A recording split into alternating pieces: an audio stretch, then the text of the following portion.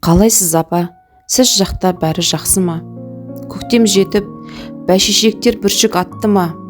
Періште сынды мейірбан ең ғой тірлікке, қуанып жұмақ қақпасын сізге ашты ма? Қалайсыз апа? Мінезге бай ең сымбатты, ажалдың оғы жараламады ма?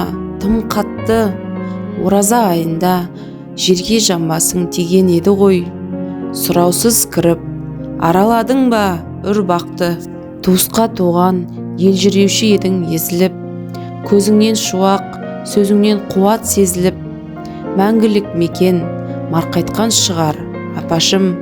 Ата-ана, бауырларың, жарыңа сүйген кезігіп, пешке кіріп, жайлылық жанға енді ме? Гүл теріп атам, күлімдеп таяу келді ме? Анаңыз өрген, жотаңда жатқан бұрымға, жұмақтың гүлін ақырын тағып берді ме? Білем ғой апа, алаңдап жүрсің қарайлап, өзіңмен бірге алыстап кеткен талай бақ.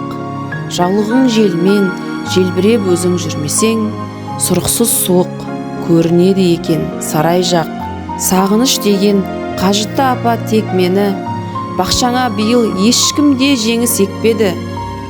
Сақырлап қайнап тұрса да сары самаурын, қолыңнан ішкен күрең шайыңе жетпеді. Солай ғой апа, үйіңнен кетті күй үшін, өзіңді іздеп шарқ ұрам кейде үй үшін.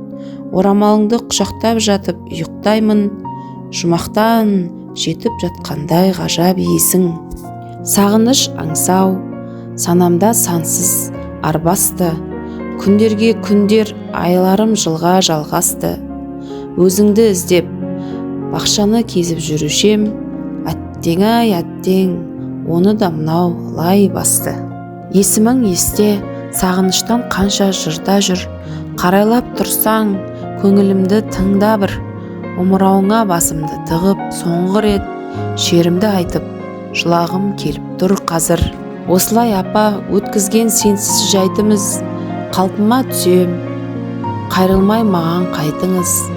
Жұмақта жүрсең, жердегі мен де мәзбін ғой.